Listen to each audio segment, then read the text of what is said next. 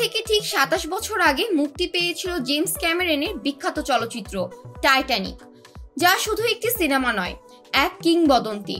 Leonardo DiCaprio ও cat উইন্সলেটের রসায়ন আজও দর্শকদের হৃদয়ে গেঁথে আছে। বিশেষ করে তাদের রোমান্টিক ও অন্তরঙ্গ দৃশ্যগুলো বারবার আলোচনায় উঠে এসেছে।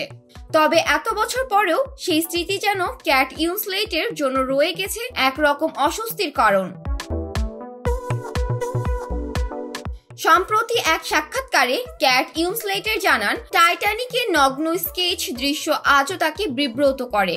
এমনকি সিনেমার মুক্তির অনেক বছর পরও লোকজন প্রায়ই সেই দৃশ্যের ছবিতে অটোগ্রাফ চায়, কিন্তু আমি কাউকে অটোগ্রাফ দিতে আর স্বাচ্ছন্দ্য বোধ করি না। এই দৃশ্যটা আমার জন্য সত্যি খুব অস্বস্তিকর।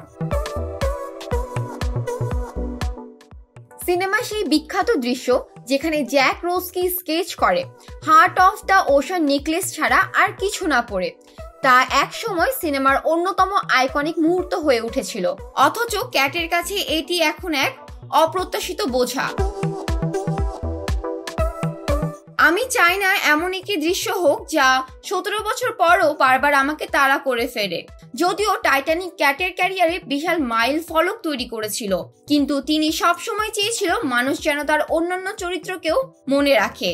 পরবর্তী সময়ে দ্য রিডার, রিভলিউশনারি রোড এবং লেবার ডে এর মতো সিনেমায় অসাধারণ অভিনয়ের মাধ্যমে তিনি প্রমাণ করেছেন তিনি শুধু রোমান্টিক নায়িকা নন, বরং একজন শক্তিশালী চরিত্র অভিনেত্রী।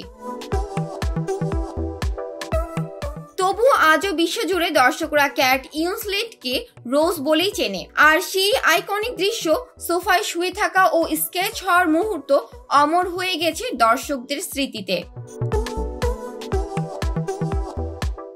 জান্নাতুল ফেরদৌস, শোবিজ 24, ঢাকা।